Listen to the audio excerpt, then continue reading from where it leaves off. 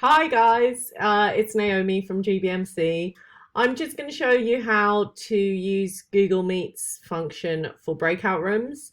It's a really useful feature. It helps to promote discussion between students when they're in an online class. So basically what it is you'll have your group of students in the main classroom, and sometimes you'll want to break them out into individual smaller meetings. So you might put them into pairs or groups of four, and I'm going to show you how to do that. So I am in the meeting now, and I'm going to put these students into breakout rooms. I've already queued up a resource for them. You can see I've got it at the top here. I'm going to just copy that link. It's an online resource, so I'm going to link to it and tell them that I've put a link for you in the chat. Would you mind opening up that link, please, guys? So now they've both opened that link and they've got the work. Now I can put them into breakout rooms. Now I just go over to that triangle, square, and circle, click on that, and go to breakout rooms, and just click set up breakout rooms. Obviously, being that there's only two students in the class, there's not a lot of scope. I'm going to make two breakout rooms, but you've got all these settings you can use. You can put a timer on it as well. So if I want to say, okay, guys, you've got 1 minute on this, it's not going to be a long one. So that will automatically close the group after 1 minute. If I don't like the order of them, I could shuffle them, but I don't need to do that because obviously there's only two of them. I'm going to open the rooms now. When I click that button, they'll see something flash up on their screen, which will take them to their breakout room. So I'm going to do that now, and hopefully they will go to their breakout rooms. So they've both gone into their breakout rooms, and I can now see those breakout rooms on the side. So I'm going to just click on join here to join the breakout room that Theo's in. As I've clicked that, it's taking me into that room. So now I'm in the room with Theo. Hey Theo, are you getting on okay with the task? I can just about grasp it. Brilliant, brilliant. Okay, I'll leave you to it. Great group Great. discussion going on in here.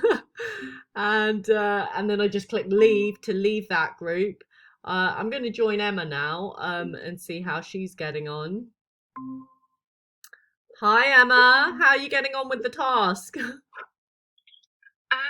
it's good, thank you. All right, great, fantastic. So the rooms are about to end, so we'll all just end up back into the main room, and everybody will get that come up on their screen, return to the main call. So I'll do that to go back to the main call. So in that example, I didn't have to close the breakout rooms because I had used the built-in timer. So the rooms just automatically closed after 1 minute.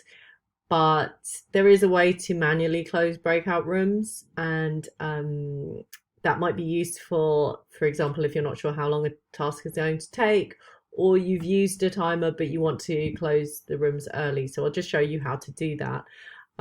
Again, just going up to your breakout room area. So click on the activities button up here and go to the breakout rooms, set up breakout rooms, and then I'm going to open the rooms even though there's nobody in the meeting.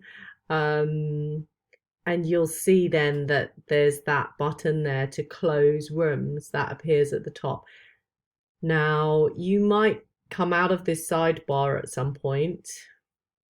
At the moment, I'm in the main room. My students would be in their breakout rooms at the moment.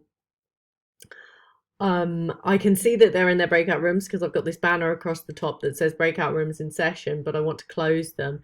I can't click on this banner. That's something that you might think that you're able to do. You need to go back to the activities tab, go back to breakout rooms, and then from there, click that button to close the rooms. The major limitation, I think, is that you can't communicate with all of the breakout rooms at once. So you do need to think about what are they looking at while they're in the breakout rooms, which is why it's handy to have an online resource and you can just link it to them there in the chat, or maybe it's something that you sent in advance. But But yeah, once they're in the breakout rooms, you'll have to join the breakout room to communicate with them. You can't broadcast to all groups like you can on some software. But that's it.